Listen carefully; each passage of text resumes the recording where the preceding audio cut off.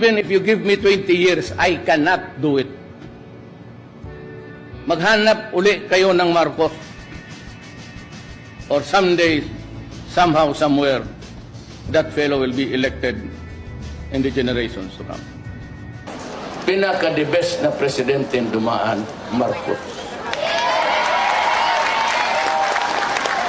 Yung biyayang dagat niya, pati yung Masagana 99, that was the time na hindi tayo nag-import talaga ng pagkain, sitang.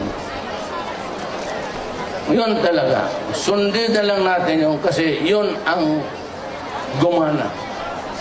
Huwag na tayo na mag-imbento ng bago kasi yung iba naman dyan, huwag natin sundin yan. Baka sabihin, sunod-sunod lang tayo. Para, tinitignan ko na yung naghiram ako ng material. Marcos, Masagana 99, pati yung biyayang dagat.